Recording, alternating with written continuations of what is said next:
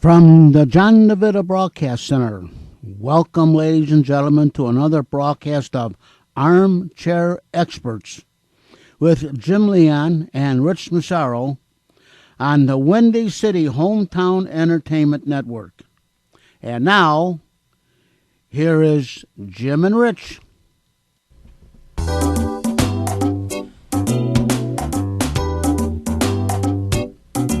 love our music.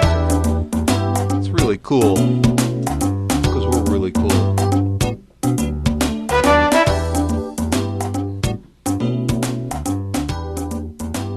And back again on Smooth Jazz 89.7. Love that music. Just kind of gets me in a mellow mood to start out with, and then we go off on a tangent. Yeah, we get unmellow really quick. That's right. Jim Leon, Rich Massaro back again with another hour, like it or not, of the Armchair Experts. An hour of cogitations, ruminations, insinuations, intimations, contemplations. You've been checking the dictionary. I know. I've been going through just looking up words that end in ations. You know what, Jim? I have to tell you, we may have a small audience, but we have probably the most intelligent audience in sports talk, I would say. I think we do. I think we try to do that. I know we're the most intelligent ones. We are. Coming out. There's no doubt. And John DeVita in there spinning the dials for us. There's another intelligent person along the way. You know, what was that movie where they said, we don't need no stinking badges? That's right. We don't need no stinking statistics. That's right. We know what the heck we're talking That's right. That's right. Hey, let's see. We got a couple of things on there. It's Bear Packer Week. Ooh, that's always excited. A big week. NBA basketball started. Jim, do you remember a while back I mentioned a book to you by Jay Billis called Toughness, and then one of the things that he was talking about was preparation. Yeah. So the first time we broadcast after I read that book, I came with a lot of stuff, and I was all prepped and didn't use, a tenth of it. But then I was sitting outside before we came into the studio, and I'm thinking, wait a minute, I prep all the time on this stuff because I'm thinking about when you brought up Bears Packers week, it made me think of this. I think it was last night as I'm getting ready to go to bed. I guess I'm sort of thinking about today, but I'm just thinking in general about Bears Packers.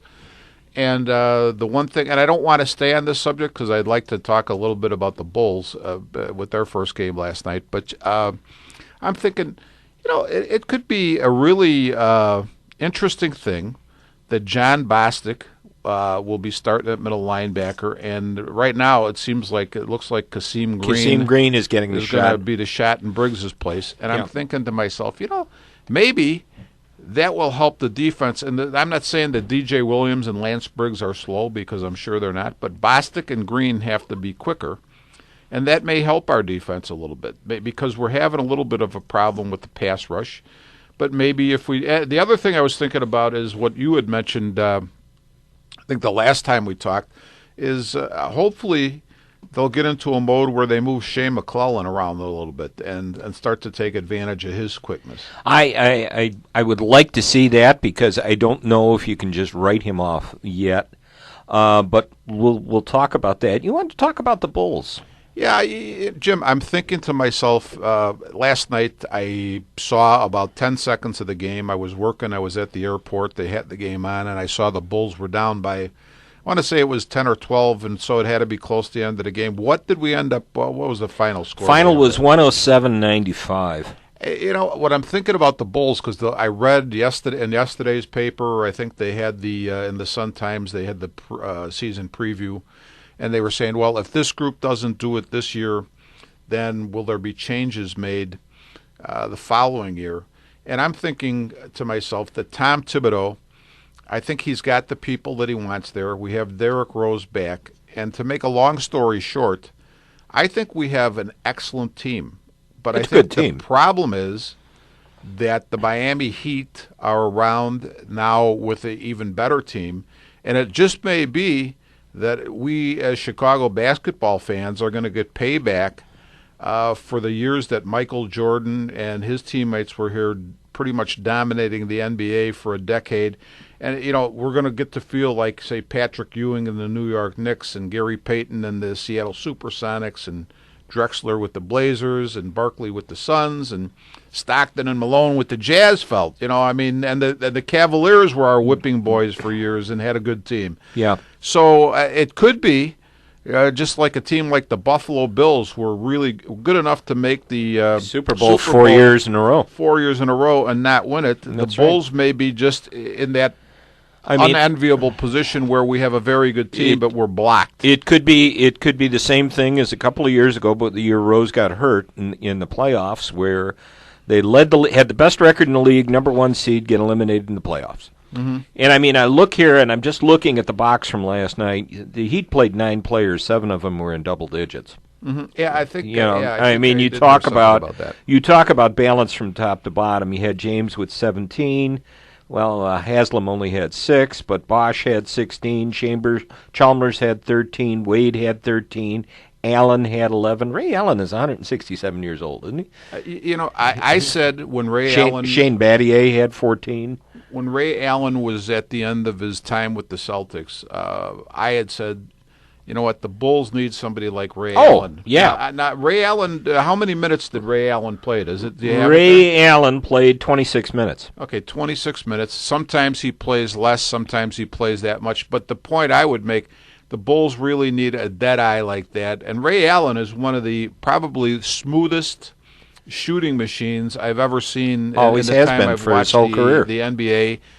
And you know what? The man looks like he never sweats. Okay, what he does with remarkable ease. And here's the thing that I'm really admiring about the Heat. I'm not going to make the mistake, Jim, that as a kid I made when I was an anti-Packer fan and Lombardi had his great teams, or when I always rooted for Wilt when the Celtics had their great teams. I'm going to appreciate the Heat. And one of the things the Heat has done that I really like is they bring in a guy who I think could have been the first or second best player in the year he came out, along with Kevin Durant. I mean, flip a coin. They both look great in college. In Greg Oden, put it this way, Miami Heat has the luxury of taking a chance on Greg Oden, who could be a real impact guy for them. And if he doesn't become that, then that's fine. They had a championship team already. The other guy that they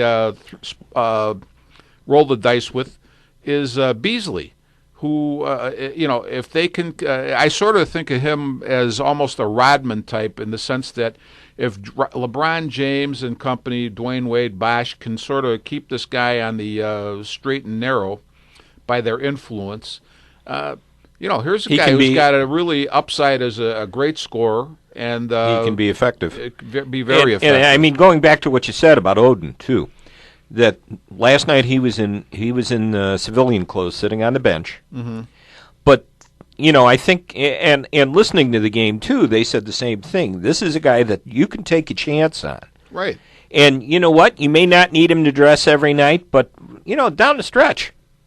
When you get down to the stretch and into the playoffs, that's where this guy can come off the bench, give you some good minutes, and be effective. I mean, they showed the clip last night when he went into that exhibition game. And first time he gets his hands on the ball, absolutely goes up and throws down absolutely thunderous dunk. That's my image of him in my mind from his days at Ohio State. And the bench exploded and the whole arena exploded. Mm-hmm. Just watching him like that. Well, think of Bill Walton in his later years when he was with the Celtics, and he was pretty much maybe, I don't know, what did he play 10, 12 minutes a game? 10, 12, 15, 18 minutes, something like that. But those are, you're talking about Hall of Fame caliber play for 10, 12, 15 minutes. That's not something to be appreciated, not sneezed at.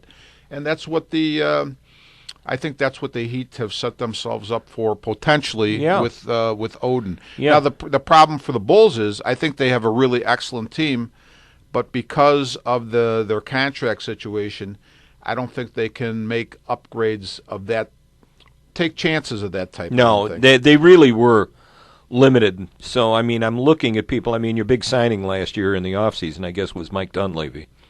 Which is a good signing. Good signing. I mean, he came off, played 22 minutes, he got 10 points. But I guess I'd have to ask you, would you rather have Ray Allen be your sixth man, or would you rather have Mike Dunleavy? Oh, you definitely would rather have Ray Allen. There's no question about it. Taj Gibson came off 10 points. I guess Heinrich is healthy enough. He played a bunch of minutes last night, 29 points, but only had 6 points. Nazi Muhammad got into the ball game. Well, I think Nazi, 5 minutes. Nazi's, I think, still a pretty effective player. I don't know why Thibodeau. Well, of course, what is Nazi, about 37, 38 years old? 167. Maybe? Yeah, he's an older guy. Yeah, he's our age. The other guy I've been thinking a lot about, and he always gets a bad rap in the press, is Carlos Boozer, who has been the model of consistency since he's been here. I think he averages about 16 points. Last year, Boozer finally became the Boozer that I think everyone was expecting from his career. Prior to that, you had to wonder sometimes what he was doing out there. But his averages have remained 31, consistent. By the way, he had 31 last night. He had 31. How many minutes did he play? 32 minutes. Now, the thing I always get cracked up about is when at the end of the game, a lot of times Thibodeau will have somebody in there for their defense, and Boozer will be on the bench. And sometimes they'll do that flip-flop thing where he'll get Boozer back in there for an offensive possession and then take him out for a defensive possession. But people intuit into that Boozer is not a good defensive player. But here's a guy who's playing for one of the most demanding defensive coaches in the NBA. He plays 32 minutes last night. He probably averages 32, 35 minutes a game. So in other words, what I'm saying is that's a fallacy, what people talk about Boozer defensively, because if the coach trusts him for 32 out of the 48 minutes to play defense, he must be a pretty good basketball player. But the thing is, what Boozer probably sees and Thibodeau sees is these guys practice together. And I don't know who generally replaces him, but let's just say it maybe is Taj Gibson. Taj Gibson, I would say. Okay, Boozer himself sees that Taj is probably a better overall defensive player. So being a team guy, of course, I don't think he has any problem with what Thibodeau does at the end of the game, inserting Gibson. But being a competitor, he probably says to himself, you know what, I want to be out there. But I could see the wisdom in this, or the strategy in this. But when you think of it, to say that a guy who played for two of the most defensive-minded coaches in the NBA, and Jerry Sloan with Utah, and now Thibodeau in Chicago, and they found no fault with him, and having played for Mike Krzyzewski at Duke in his college career, I don't think he's a shabby defensive player. I guess that's I don't think so either. And I, you know what? I turned the game on later last night. Actually, I turned it on in the second half, and I'm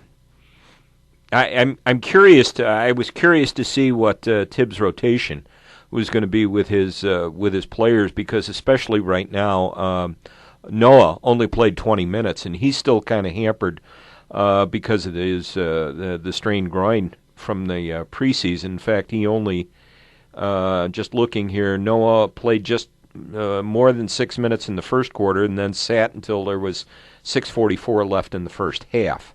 He played 20 minutes in all, and I think that might be the way it's going to be for a while, although he did grab 11 boards in 20 minutes. You can't discount that. But I think he has to kind of catch up with everyone else conditioning-wise. See, the one thing I don't like about what's going on with the Bulls in general is I think that Taj Gibson is Noah's main backup, and that I really don't like, because Noah I think is genuinely a center. Although he's a long, sort of lanky guy, he's not a bulky guy. But he's definitely an asset as the center.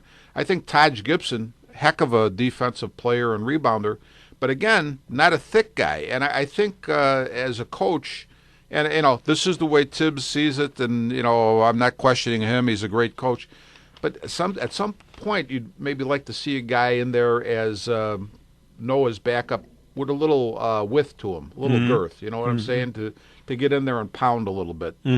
Taj, as excellent a rebounder and everything as he is, he's not going to take up that space under the boards that other guys might. No. So, well, what's your view on them? Playoffs, championship? I think they're a playoff team. No doubt. think if they don't make it to the Eastern Conference Final, the season's a failure. No, I don't think so. I mean, I just think that they are a team that, again, a really good team. I could see why Tibbs likes the guys that he's got. And, when I hear some of this talk of, if they don't make it, if they don't do it this year, are they going to break the team up? Are they going to use the exemption for Boozer, and then Dang will be a free agent? Are they going to let him go? But who the heck are they going to replace these guys with that are going to be guys that Tibbs is going to be satisfied with? That are, these guys are Dang, Boozer. These guys lay it all on the line every night. Yeah, and you know what? I would love to see, and I think one of the things that Tibbs gets criticized for a lot is the minutes that a lot of his players play, especially in games that are either completely won or hopelessly lost. Sometimes he's got his starters out there, and you wonder why he's burning the minutes on some of these players. Take somebody off the bench. Or understand that sometimes you just have to say, this is not your night. Take the loss and go on. Keep your players rested. What I would say is... I look at somebody like, to me, I think one of the best coaches in the league for handling his bench and understanding how to do it, and simply because I think he's got some older players, was Greg Popovich in San Antonio. Mm-hmm. Sure. He'll sit a veteran one night just to give him a break. I think what happens a lot of times is your greatest strength also becomes your greatest weakness. So I think I won't go into details about that. You could read into it whatever you would like, but I think that's what happens with Tibbs and the minutes played. I think he's got a mindset that he's going to stay with a game till almost the absolute end, and go with the guys he thinks can keep you in the game. Mm-hmm. And that is a plus in a lot of ways, but as you say, in games that are maybe lost early or won early, it's his weakness as well. Yeah, so. Yeah. Now, I know last night at one point, I think the Bulls were down 25. Oh, they were. Okay. And cut it down. Mm-hmm. So Eric Spoelstra had to put some of his starters back in just to keep the foot on the gas. There's the other thing. You have to keep in mind that whether you like it or not, the NBA and all these professional leagues are entertainment as well as sports. And this is the first game of the year. It's a high-profile game. Miami and Chicago on what was on TNT. Yeah. TNT, and TBS, I can't remember one of those. One of those, and you know what? It was the high-profile game last night. If you get down 25 and you say, well, the heck with it, we're not going to win, and you take out Derrick Rose and the rest of your starters, and LeBron James is out of the game on the other side, you know what? That might be the right thing to do from a sports point of view. But from the fact that you have a large national television audience point of view, it might not be the thing that the league wants you to do. Yeah, I mean their two feature games last night were two good ball games. What was the second game? The second game was the Clippers and the Lakers. The Clippers, who won that one? You know what? It was a late game. I didn't stay up that late. Jim, have you been? It was a Clippers home game, so the Lakers banners were covered up. There is a sports babe on ESPN in the mid-afternoons that has been on a kick. Now, I only catch these things because my kids are watching ESPN sometime in the middle of the afternoon, and I'll walk in and hear bits and pieces. But there's been some dispute about, I guess, they've downgraded Kobe from being the best player in the league and gave the king, LeBron James, that honor, which I think he actually deserves. I think he Kobe's had that already. Kobe's actually, 35 years old. He's on the downside of his career. Still a great player, no doubt, but he's not the best player anymore. Consider go back. He started playing 18? Right. And this woman, I guess, thinks that they're dissing Kobe because now instead of being the best, he's maybe in the top 5. So that's a big diss. I mean, you're 35 years old. You're 35 years old. You're coming off an injury right now. You're still rehabbing an injury on a ruptured Achilles. Right. Yeah. Definitely. So you didn't see any of the game though, Jim? I watched some of the game. I watched some of the game. You know what? And I heard the score this morning, and I can't remember. I think the Lakers won. Well, I think Kobe will come back strong, and I think you'll see him play well. But, I mean, LeBron James is obviously the guy in the league at this point in time. Yeah. Actually, Lakers played well, and whoever was filling in for Kobe at the point did well, too. Okay. All right. Let's. You want to talk? You when we came in here and started chatting before we got on and started this whatever it is we do here. Yeah.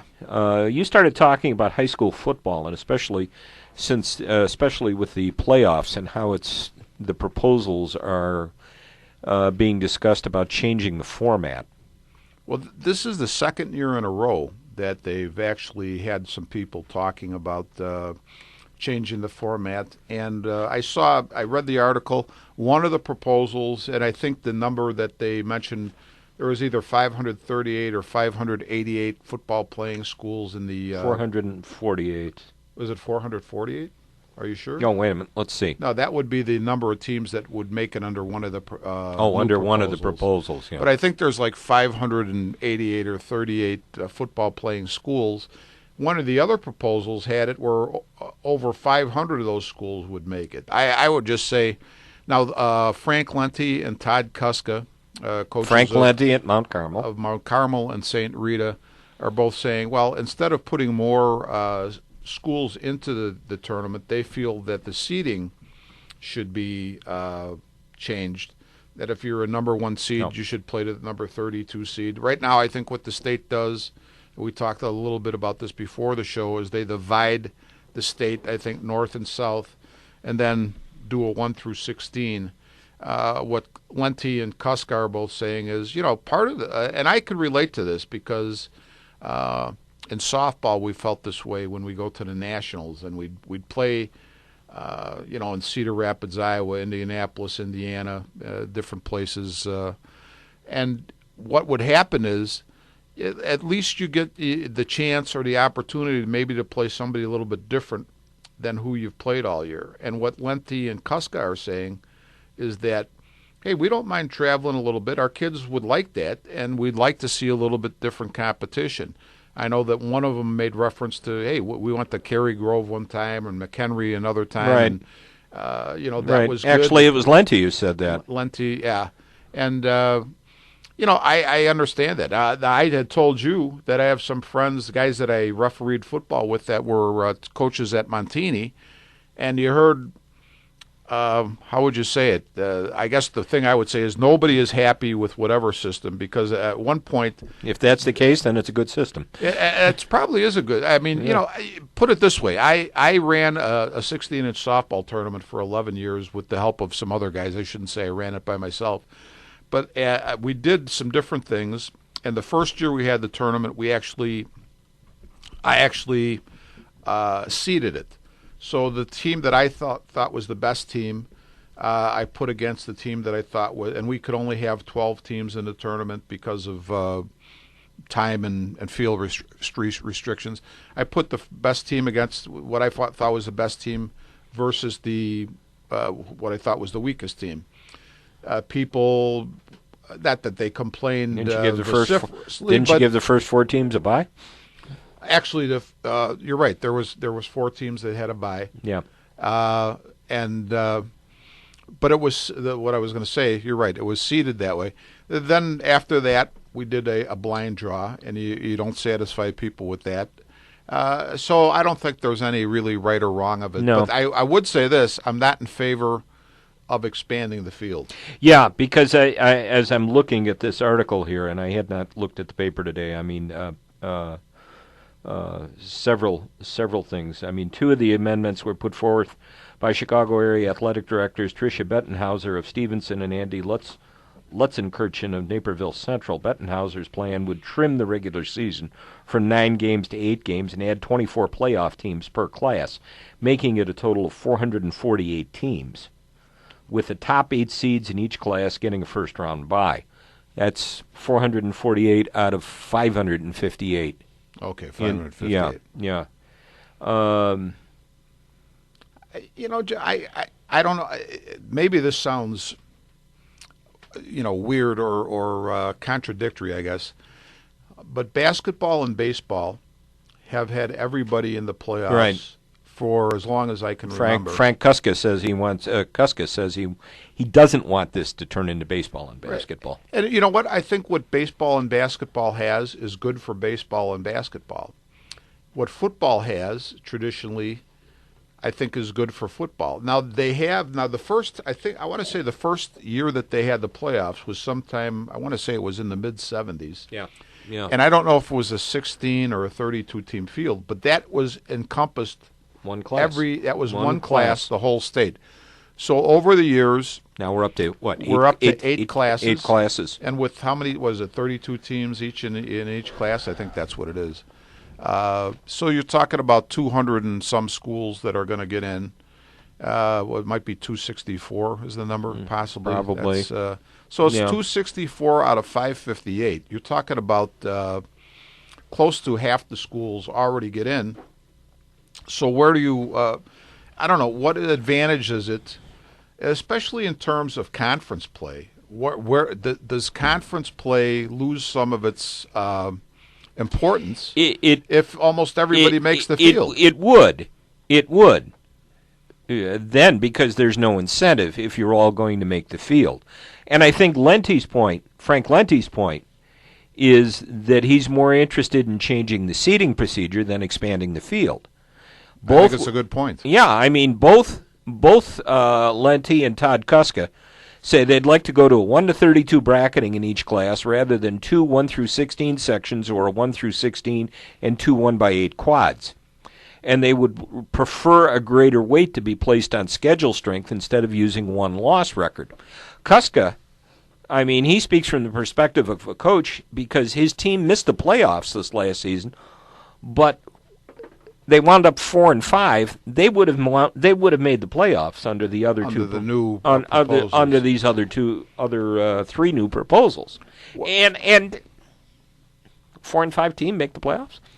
Yeah, I mean that's crazy. Although I have to say this, of course, though, Jim, is it? Seattle made the NFL playoffs at 7-9 a couple of years ago. I think there's some. Let's see.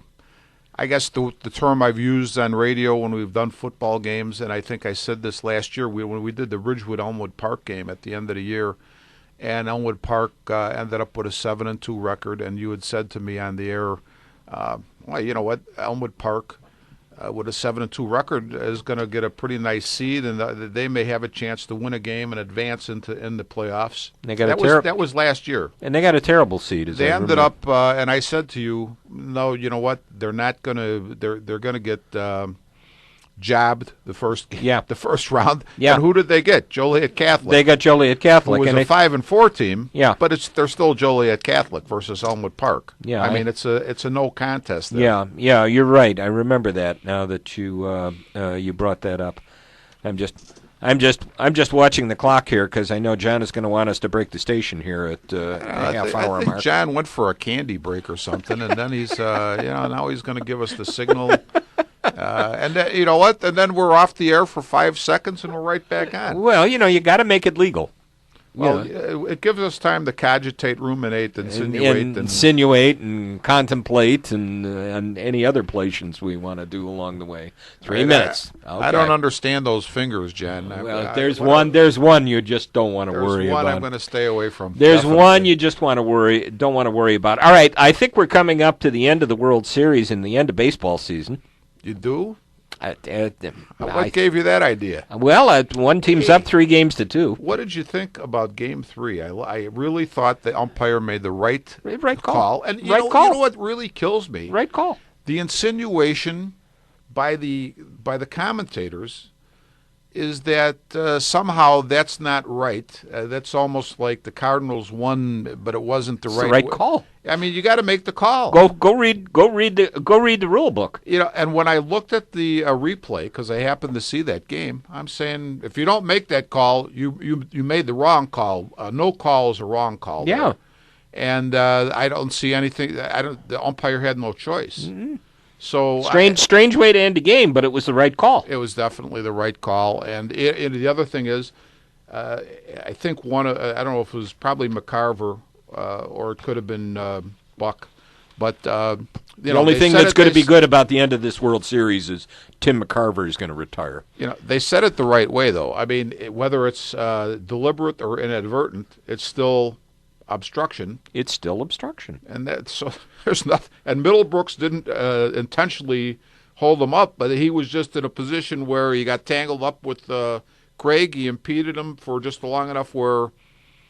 Actually, if there would have been no obstruction, I think Craig would have scored probably pretty easily. Not easily, but he would have scored. I think there would have been a play. But I think he would have made it. Yeah. And, the other thing is the umpire doesn't have the advantage of, let's say this. He may have some knowledge, the fact that Craig has a bum ankle, but that has no bearing on his call. Mm-hmm. Where I think the announcers have a tendency to, he's not running that well, so maybe he would have got thrown out anyway. That has nothing to do with the umpire's call. No. And I'm getting ready to get that signal. All right, John, let's break the station.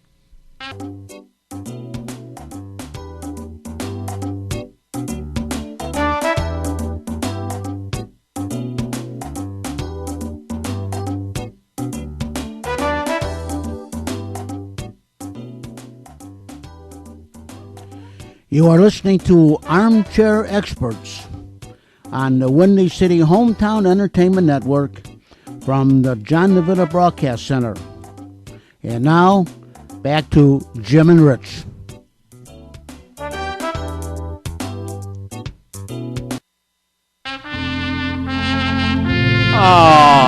Hey, that's right. John. Oh, thank you. Thank you. I have a tear in my eye, John. I'm verklempt here myself. Jim, you want to tell us how old you are today? I've declared a 2-for-1 split. I'm 2 31-year-olds now. Jim, on behalf of the staff and management of radio station WRHS, the John DeVita Broadcast Center, and the Windy City Hometown Entertainment Network, we want to wish you a very, very happy and healthy birthday. Thank you.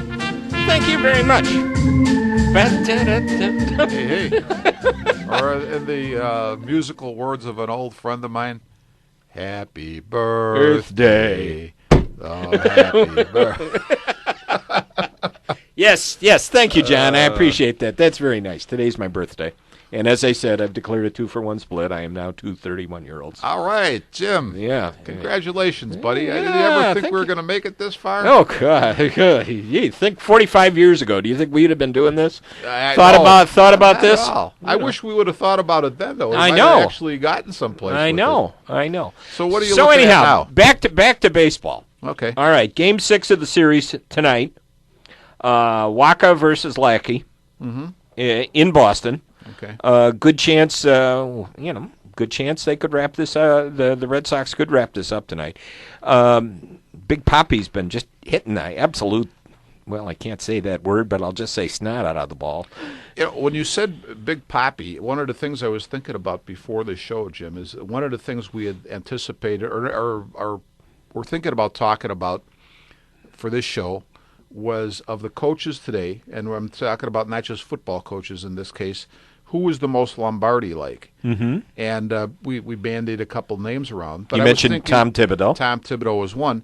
But the reason that I thought about that is when you mentioned Big Papi, I was thinking, now it's not just coaches that are can be hard-nosed guys, but you have players on various teams, and sometimes you don't even know who they are. A.J. Pierzynski. Who are hard-nosed guys, A.J. Pierzynski. But I read that, and I don't know if it was game 3 or 4, might have been 4, where Big Papi got a little ticked, and he got the guys together in the dugout and read them the riot act. Let's get our heads back in the game. We're in this thing. And when you see David Ortiz, he seems like just a big teddy bear of a guy, but obviously he's a guy with a little edge to him.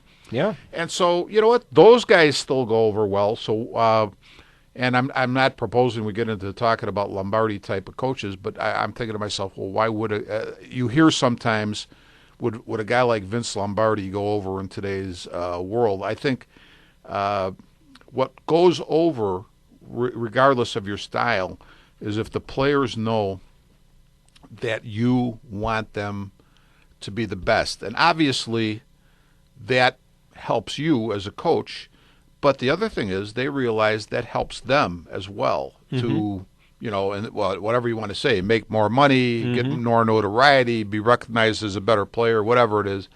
And so I don't think that type of thinking or that type of approach is out of style, and I don't think that it would be unaccepted today. I think as long as the players know that you sincerely want them to be the best players they can be, and I think that's what Big Papi was saying to his teammates there in Game 3 or 4, whichever one that was. Yeah, and there was an interesting discussion interview, and I kind of came in on the end of it, listening to the radio one day on the Score and Matt Spiegel had C.J. Wilson on.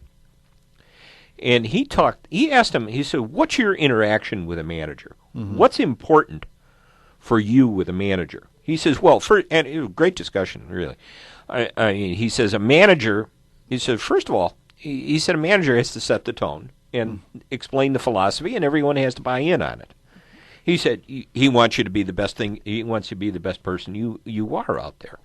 He said, what's your interaction with a manager? He said, well, I don't interact with a manager on a daily basis. He says, I talk to him, I pitch, maybe 2 days later we'll talk. Sure. How you feeling? You ready? Time to loosen up. We'll joke a little bit on the bench as we're going through it, but so you always keep that manager of that level of respect. Because that's the person that's setting the tone and setting the face of your franchise. Which comes to the point here with some of the candidates that have been trotted through as the Cubs make their search. And I guess the next one that's going to see, the next one we're going to look at, I guess it wouldn't surprise me if Torey Lovullo winds up becoming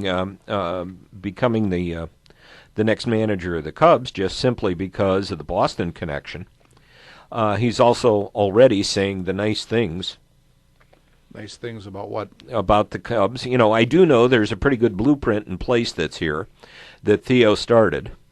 I know he sees that it works, so he can take that same blueprint over to Chicago, and it's going to work. It's just a matter of time. Jim, do you ever read anything by, say, Norman Vincent Peale or Dr. Robert Schuller or Napoleon Hill?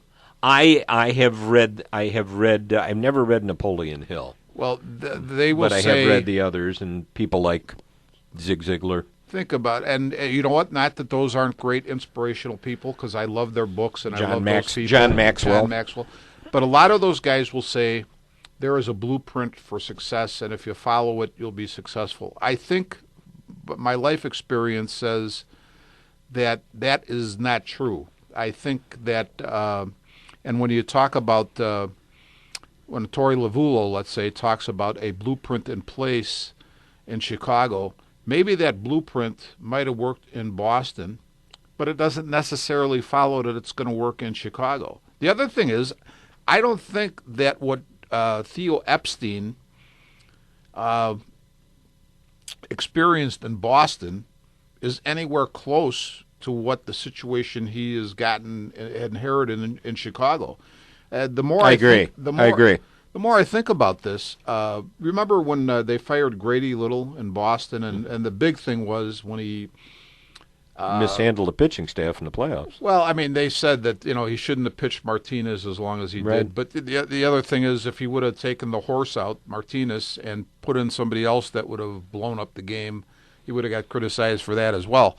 But my point would be this: they were already a playoff caliber team prior to Epstein stepping in as general manager, and they had been a contending team, I think, for a while, and they have Boston, as opposed to Chicago, even though they had a long time in between world championships, is a team that in 46 they were in the World Series with Ted Williams against the Cardinals. 67 they were back with Yaz. They lost there. The Cardinals. In the 80s, I think that was when they had the Buckner play. The Buckner play in 86. The Mets. and then they had been back in the they had been back to the playoffs. I think quite a few times in the what is the 90s or 2000s. So not just the playoffs, but the World Series as well. So there's a whole different jumping off point that Theo Epstein had with the Red Sox as opposed to what he's got with the Cubs, which is a team that hasn't been to the World Series since 1945. Right, and I mean there is Epstein's successor, Ben Cherington, said there were enormous assets in 2011 when we took over. There were a lot of strengths, no doubt, players at both at the major league level and the minor league level, and people in the front office, scouting infrastructure, player development. The Cubs don't have that pitching depth in their system right now. There's position players that are beginning to look that are beginning to show promise. In fact, and I don't know how they rank it, but what their criteria are. But a Baseball America analysis ranked the Cubs system as 5th in baseball. 5th. You know what? I got to go back to something. I don't know if we talked about this on the air or just talked about this between you and I, but I would really like to see. I think we have to start carrying a tape recorder around. We need to do that. We have brilliant conversations, and we don't remember where we said it. The Cardinals are in the World Series. Michael Wacha has had a fantastic end of the season, plus a postseason run.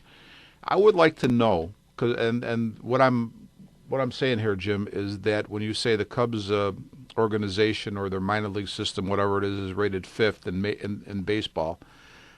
To me, that doesn't mean diddly squat, because I would like to see in the different publications that rate prospects where Michael Wacha or Joe Kelly or Carpenter or Cosma or Adams were all rated. How they were rated as prospects, because you know what? Unless you and I have both seen guys with eye-popping talent that didn't do diddly squat because they're not great. They don't have the instinct to play the game.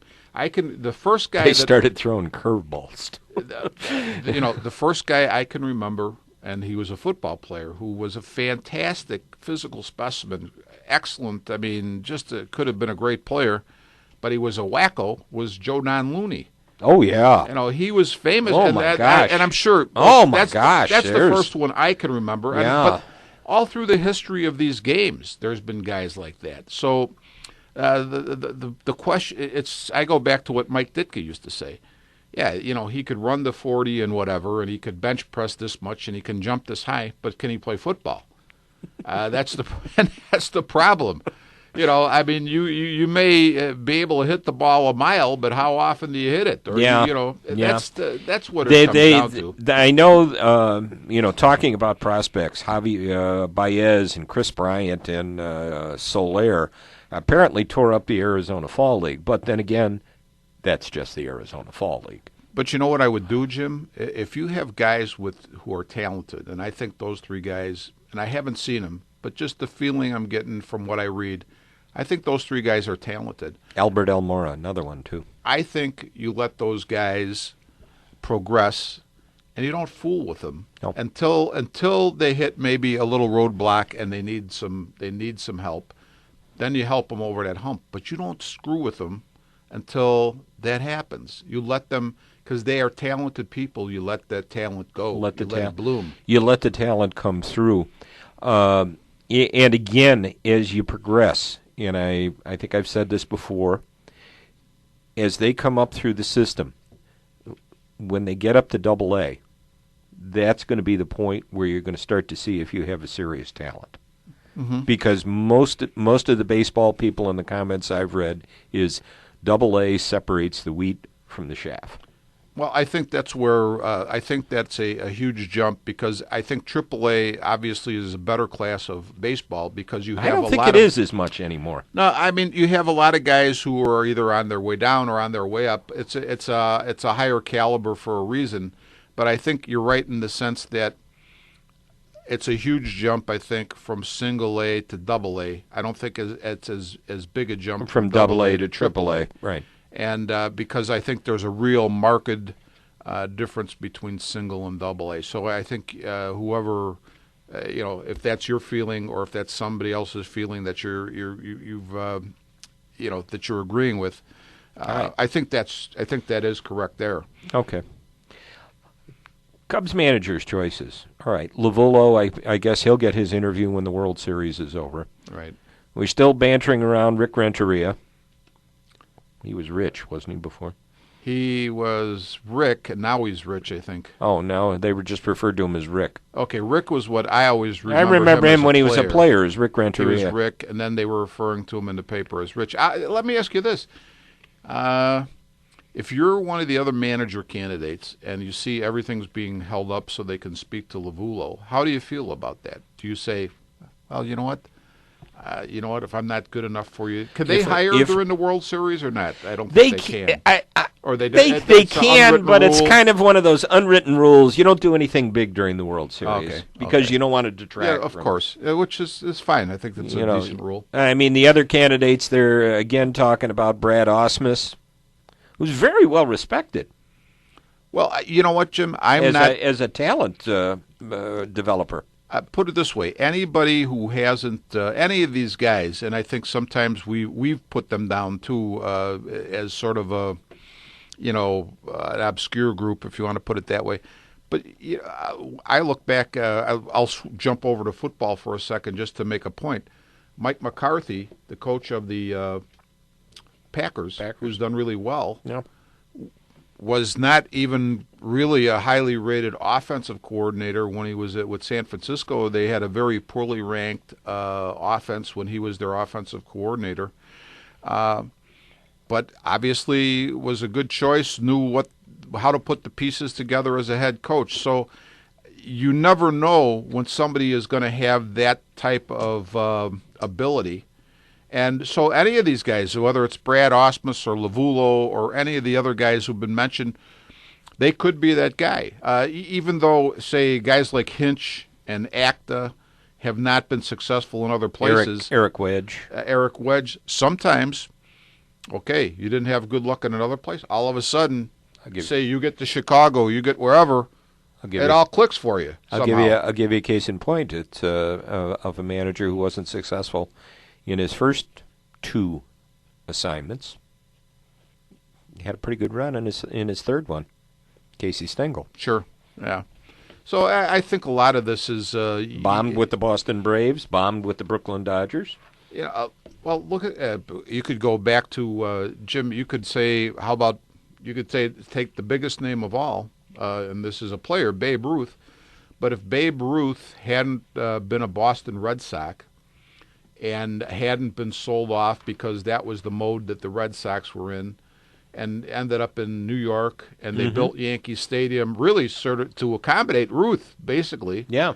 I guess what I would say is being in the right place at the right time, which you could say is a talent, yes, but is there good luck involved? There sure is. Sure is.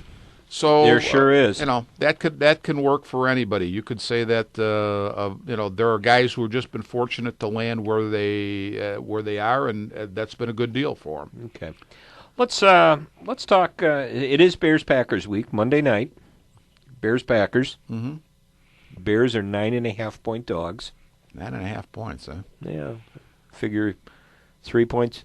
3 points to 3 points for the home field. Okay. They are up there. Yeah, it is in Green Bay, right? Yeah. Defense is kind of a shambles right now, and it's been a shambles all season. Interesting discussion the other day that I happened to catch with Tom Thayer on the radio, talking about especially the play of Chris Conte and Major Wright. And they were really, really criticized after the Redskins game because they looked lost out there and got beat regularly. Mm-hmm. And it was a question of, is it an issue of talent? Is it an issue of a lack of talent? And Thayer said, no, I don't think it's a question of talent. It's an academic issue. I hear what he's saying. Yeah, he said because the one person that he talked to immediately after that game was he called Gary Fensick. Okay. Because Fensick would be the one that could relate to that. And what did he have to say? Fensick said when you're in a position like that, he said you need to spend more time with your playbook, watching your film, looking at the tendencies to make sure your scheme works. Mm-hmm. And to understand that guy on the other side of the line who's coming at you. He felt it was more of a case of a lack of academics than a lack of ability. Well, I think we've touched on this subject in a few different areas. Sometimes we'll talk about organizations, right, and we'll say, right, you got to know what you're looking at. Well, as a player, I'd say this may not be what Gary Fensick is saying, but I think it's incorporated in what he's saying, is sometimes you have to know, not sometimes, all the time, hopefully, you would have to know what you're looking at, and you have to go with what you see. You have to believe what you see, and you have to go with that. Sometimes you have to go with your instincts. Sometimes you have to go with the other team's tendencies or whatever you see on film. Mm-hmm. But I think it's a combination of those two things that puts you in the right position the majority of the time, 99% of the time, hopefully. And I think that's a little bit maybe what Fensick is talking about. In addition to looking at the film and knowing your playbook, also sometimes seeing, well, wait a minute, this is what this guy normally does, but I got a feeling he's going to do this time. And that might be a very real rudimentary way of saying it, but that's what I'm hearing Fensick saying. Okay. What's your thought about the way the offense has been this year?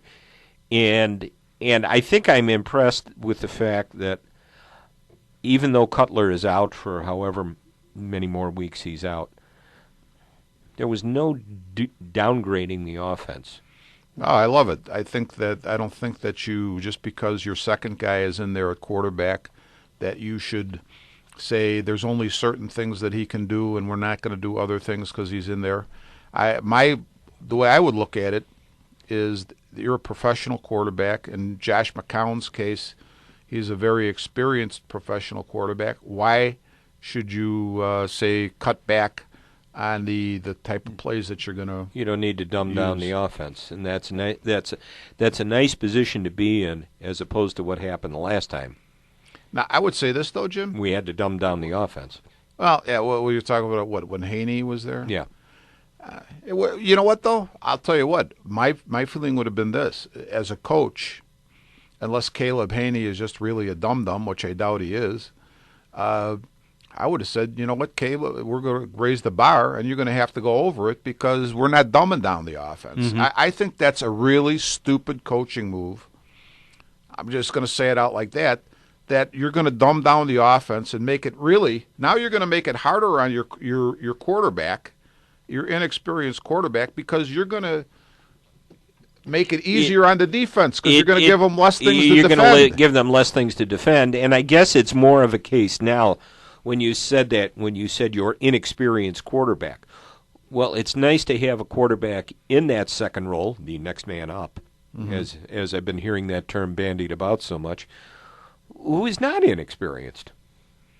Yeah, that's a good thing. I think, and you know what? Next man up is, I got to say this, that's nothing new. No. For any, since that term seems to be used a lot. It's used a lot, definitely. Used a lot lately. I would say this, though. The one thing that I would give Trestman low marks on, and I would give any coach the same low marks, is that when your defense is struggling, I think you need to possess the ball as much as possible. And I understand that you can't just say, okay, Brandon Marshall, you got the ball in the open, fall down so we can possess the ball. No, you got to score. You got to score. But I just think that when your defense is struggling, you need to be able to keep the ball in your hands as much as possible because that's what's going to help your defense the most. That's right. That's right. And it was another thing, too, this week, listening to some discussions about the defense, And is there, are they not, what's wrong? Are they not trying? Are they not doing this? Well, I think you have some really important people who are aging. You have a defense that got old. Yeah.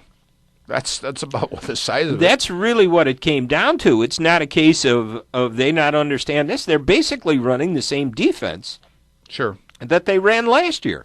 Well, I don't They think... tried, maybe some different wrinkles on it. They tried to get one more year out of these guys, and it didn't work. And what you're also suffering from is 10 years of lousy drafts with Jerry Angelo. Well, you know what, though, Jim? The cumulative effect of it. I think there's a lot of people who criticized that defense even last year when supposedly it did very well. But if you look at what they did, 9 touchdowns. They did well against poor teams, and they didn't do as well against the better teams they played. Right.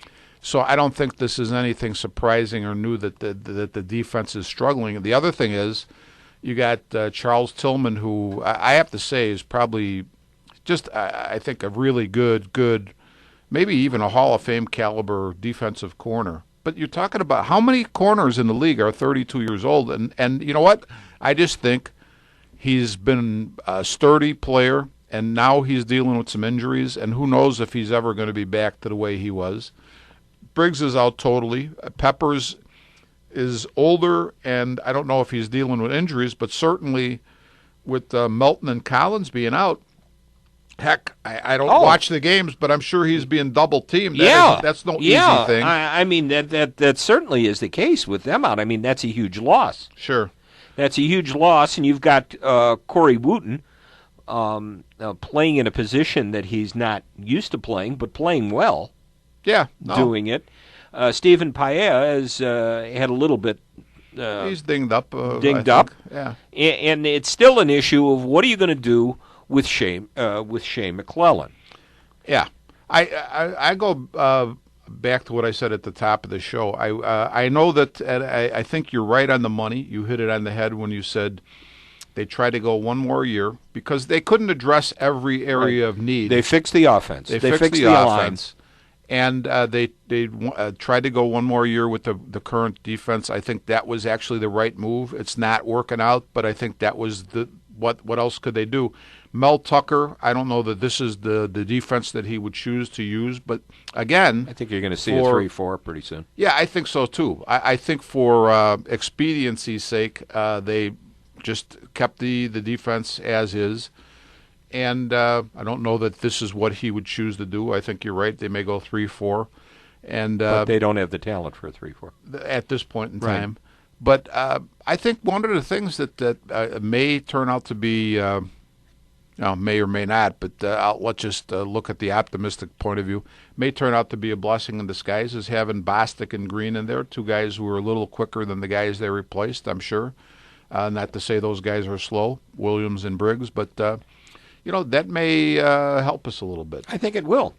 I think it will, and this is so unusual to be able to watch a Bear team because I can never remember a Bear team offensively that can get into a shootout with people, with another team. It is different. It is different, and actually compete. Yeah. It's the issue of the defense that's a problem, but that's an issue, I guess, that's just going to have to be fixed. Yeah, I think if they address it as well as they address the offensive line, and actually they did address part of the defense by really revamping the linebacking core. Yeah. So I have a lot of hopes that with Emery in charge and Trestman as the head coach, that those other issues on defense that need to be addressed are going to be addressed in the off season. Yeah. Yeah. Yeah, it's coming down to the last 2 minutes here, and I just happened to glance down here at a quote from Martellus Bennett. Okay. We're all trying to grow in some areas of life, and I think it's a good thing for him. I think he's talking about Brandon Merriweather. Oh, yeah, they're going back and forth with Brandon Merriweather. We're all Did you see what Merriweather said to Marshall the other day? Yeah, I don't, At least they don't beat up You know, my girlfriend, or, right. okay. He said, just like trees, you never stop growing. You can't see how much growth they have sometimes, but they're always growing. He got a little sunshine on his leaves yesterday, so that's pretty good for him. Hey, Jim, That's why I love Martellus Bennett. before we go off there, I picked up a book, George Altman, From the Negro Leagues to the Major Leagues and Oh, Beyond. wow. And, you know, George Altman... Oh, he's one of my favorites. I have to tell you, I never realized this, but George Altman is the only player who played college baseball. He played in the Negro Leagues for 1 year. He played Army baseball. He played both in the Panama and the Cuban Winter Leagues. Played in Japan, in too. the major leagues in Japan. He's the only player ever to do all of those things. Wow. And you know what? Reading the book, now Lou Friedman is the author, and he will give a little bit of an overview of the chapter, but then the rest of the chapter will be in Altman's words. And what a very thoughtful and intelligent guy is George Altman. Oh, I have to find that book and take a look at it. Yep. John's going, all right, Okay, time enough. to go. Okay, time to go. Get back up, leave. You blabbed for an hour, now get off. All right. We thank you again for tuning into this and little extravaganza we do a couple of times a month. We look forward to getting together again pretty soon. And until then, I thank you, John. Thank you for the birthday wishes again. I appreciate that. Thank you, sir. And we will catch you again down the road. Thank you.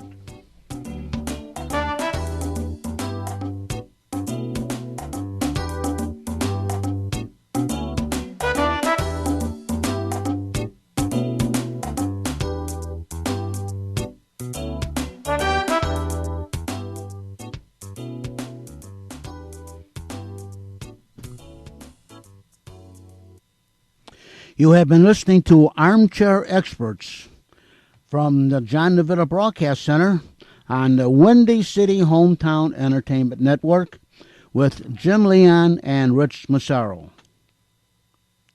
This broadcast was directed by John DeVita. It was edited by Stephen Lehman, and our audio engineer is James Rohde. This broadcast was recorded on Wednesday, October the 30th. Be safe, and thanks for listening.